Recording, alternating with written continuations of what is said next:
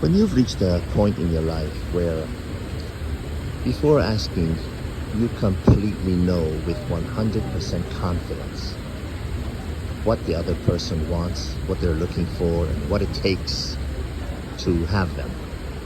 Let's say you're a man, an experienced man, a worldly man, a man who's got his act together, and you've had your share of women.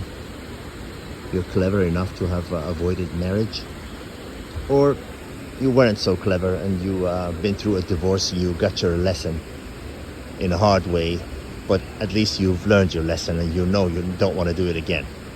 So you're going around out and about, shopping malls, whatever. You see women that have made themselves up and everything. And before you even approach them, before they even open their mouth, you know exactly what they want. You know exactly what they're looking for. You know with 99% accuracy if you're willing, if you're wanting, because based on what I described at the beginning of this video, you already have the ability. But the question is, do you want to? Do you want to put up with all the things that they want? Those things that they want varies based on their geographical location. As I've told you before, don't mind what those passport bros say. They're just inexperienced. They just don't know any better. Show me a passport bro that has traveled to 150 countries and some 900 cities, and then I'll accept what he has to say. But before that, they need to shut their mouth. Women all over the world, you know they're gonna want the same thing. Now, a woman in a third world peasant country, I don't mean disrespect by saying peasant. I mean, hey, they don't have the financial status that a career woman does in the West.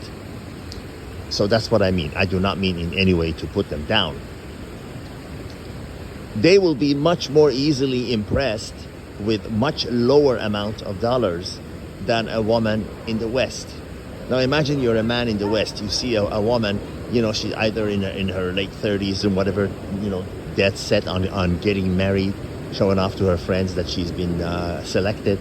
And you to her are, at the risk of repeating myself again, nothing but a presentation of list of the things that she wants. Do you have a good job? Do you have a good car? Do you have a good house? Do you have ambition? Do you look good enough that she could show off to her friends that I got this guy, whatever? Are you healthy, etc.? But she's going to require a lot more in terms of zeros in front of the number than a woman in the third world country, South America, Southeast Asia, Africa, etc. Whatever your taste is.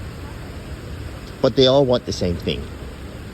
The thing is, knowing that today's women in the West, they really have nothing to offer you except sex. And that with a lot of heartache. That means they expect so much. They act like by giving you sex, they have given you their arm and leg and right eye. They act like, oh, okay, well, I've given you this. Now, let's see what you're gonna get me. Do ask yourself, do you want to put up with that? When you know you can get that in so many other places with so much little effort and so much little output. And then when it's over, you can just walk away. You don't have to put up with all the BS that comes afterwards. It really comes down to that these days. Sad. It's sad that the women have come to this. The feminine movement and everything. Feminist movement. Excuse me. I misspoke. Feminist movement has destroyed the women of the West. They got jobs now and they got money, and somehow they equate having a job and having their own money as not needing men. Of course, the reality hits them in the face with a cold, hard slap when they're in their mid-30s and they haven't been married, or they've been married and dumped, and nobody wants them anymore. They realize that having a job, acting like a man is a very empty, sad, miserable life. Oh, they find that out the hard way. That's why most of the antidepressant drugs are prescribed to women in the West, and alcohol use amongst women is shooting up. They say, "Oh, I enjoy wine." Enjoy wine.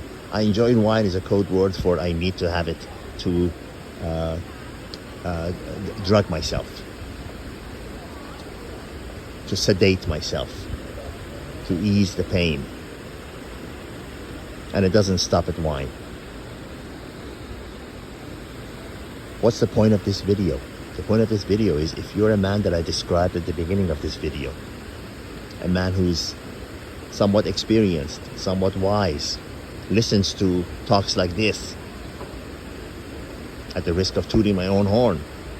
Hey, learning from those who have traveled the road is your best way of getting to where you want to go much faster and actually reaching your destination. If you're that man, ask yourself, do I want to put up with all that comes with the BS of the women of the West? Because, let's face it, if you're a normal heterosexual man, you need access to a woman's body. It's normal, it's natural, it's healthy. It's healthy physically and it's healthy mentally. And to deprive yourself of that bullshit, monk mode and whatever, don't even talk to me about that crap. That's not normal. Just like a woman needs intimacy, she needs that. It's not just using her vibrator to reach the big O. No, she needs a man to touch her and make love to her. A normal physical contact. We need that. Babies that grow in orphanages are far less healthy physically and mentally than the kids that are, the babies that are held to a chest and held and caressed and everything. And we need that in all of our lives. We need that. To deny yourself, women who deny themselves of that, I said, I don't need a man I need a man like a fish needs a bicycle. They have all kinds of physical and mental problems. All kinds. The list is too long to mention. So the point is, if you're a man, given the women of the West today, the solution is simple. It's much easier to get your needs met in places where the output to get that need met is much less physically, financially, and in every other respect. So, why make things hard on yourself?